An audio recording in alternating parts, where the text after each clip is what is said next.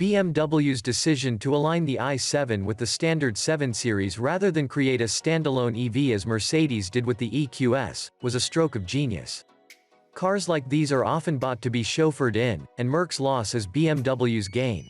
The i7 is a fantastic luxury car, with a spacious rear cabin and heaps of cutting-edge tech. We'd leave the theater screen on the options list though, it's a gimmick few buyers will ever ask for. As we transition from petrol to electric, manufacturers are forging their own paths when it comes to construction, body shapes and styling. Some create bespoke EVs with unique architecture, while others adapt ICE cars to house bulky modern-age battery and motor technology. BMW thinks it has one solution to suit everyone. First pick your model, then your powertrain. In the case of the new 7 Series, that means each customer gets what is ostensibly the same 5.4-meter-long body, but with a choice of petrol, diesel, plug-in or fully electric powertrains.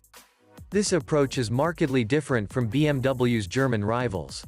Mercedes offers its conventional S-Class with all the usual engine options, but you'll need to jump to the EQS if you want pure electric drive. The advantage, or indeed, the compromise, comes with that car's streamlined shape. You see, by focusing its efforts on what luxury limousines like the 7 Series and S-Class do best, BMW has refused to cut corners when it comes to comfort.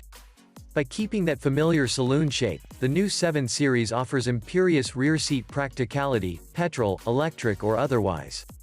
Technology is placed front and center in the new 7, even before you get in. Every car we tried had the optional automatic doors fitted, which can open and close themselves at the touch of a button. They've countless sensors to prevent them opening into oncoming hazards or other obstacles, but the downside is they rarely operate on the first attempt. To open the driver's door, for example, you need to be standing rearwards of the B-pillar. You'd get used to it, we're sure, but even after 36 hours it still didn't feel all that intuitive to operate. Inside, you're greeted by BMW's latest single-piece curved screen, running the latest iDrive 8 software. The dashboard is clean in its design and the materials used are first-rate. The center console has a minimalist feel. There is no bulky gear selector or handbrake to contend with, but thankfully BMW has opted to retain the intuitive click wheel. This makes the infotainment system much easier to operate, no bad thing given the myriad sub-menus and features hidden within. Jump in the back and you'll immediately notice that the tall roofline means headroom is plentiful, while the 3,215mm long wheelbase, 5mm longer than the EQS's, and super thin battery, just 110mm deep, ensures there's loads of legroom, too. The BMW loses points for its chunky transmission tunnel, a hangover from its hybrid platform architecture, but the huge footwells mean this is unlikely to be cause for concern. That high-tech front seat experience is elevated to another level in the back. Nestled in the automatic doors are a pair of touchscreen remote controls that can be used to operate everything from the window blinds to the climate control, the music or media input. They also allow control of the 31-inch theater screen, 4,000 pounds option that folds electrically from the roof of the new 7 Series, granting rear seat occupants access to things like Netflix, Amazon and YouTube on the move. It's certainly slick, and with 8K resolution, the graphics and visuals look fantastic.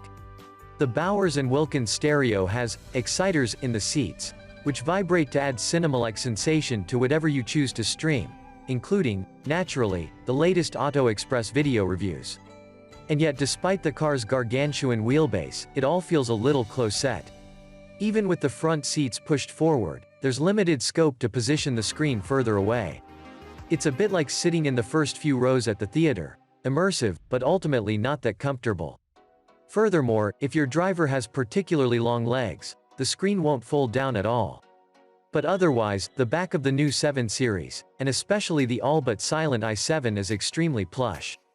The materials are of equal merit in the rear as they are in the front, and if you spec the 5,000 pounds rear comfort pack you can electrically recline and move the heated and ventilated outer chairs.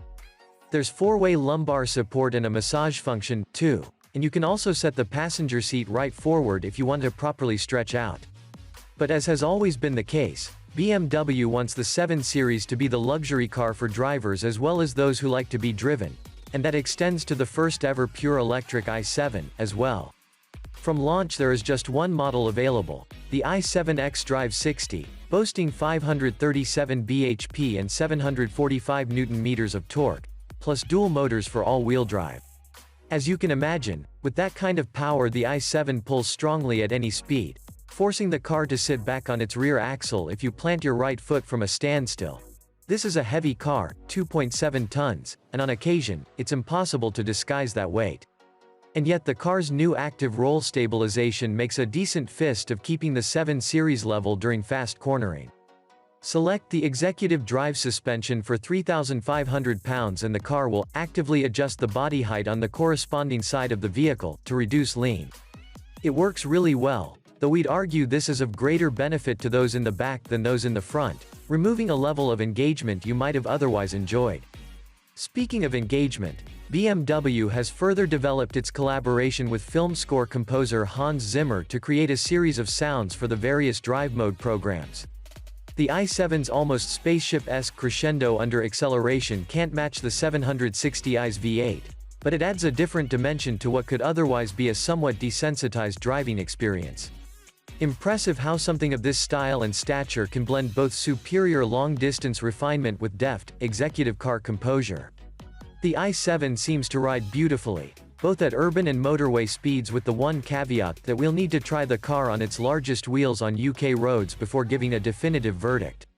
We struggled slightly to determine exactly how many miles the i7 would cover on a charge, with the car's trip computer swinging from super efficient to quite the opposite in fairly consistent conditions.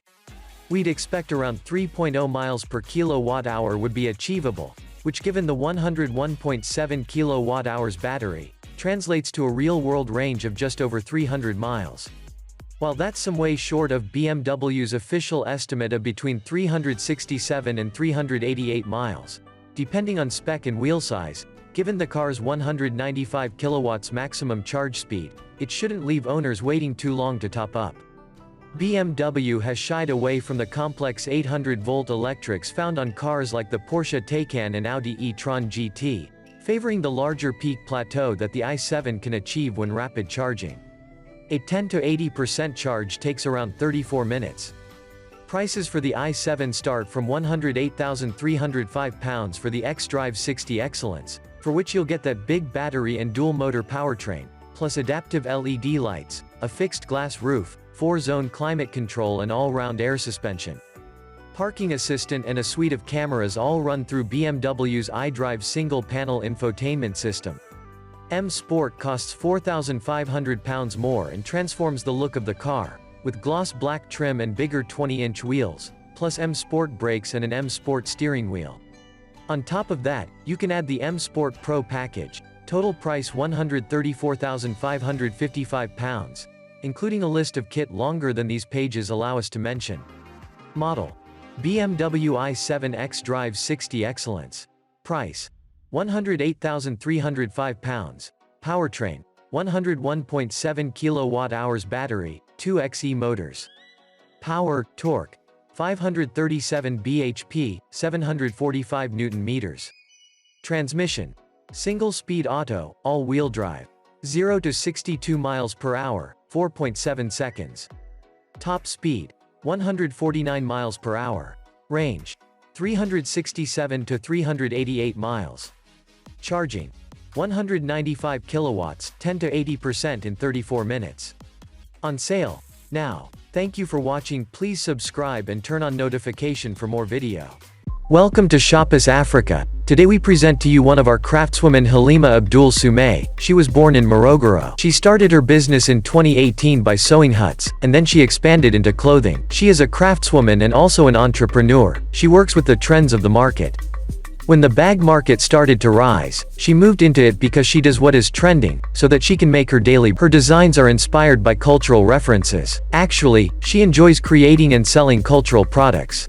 She is 32, and she is the mother of 3 children, Amina, Jura, and Zakaya. She has got a team of 3 people who are helping her. Her main is to reach out the target market, which is difficult because she has to make the bags and also looking for clients. From the precious products we see, Halima needs people who will value the products she makes.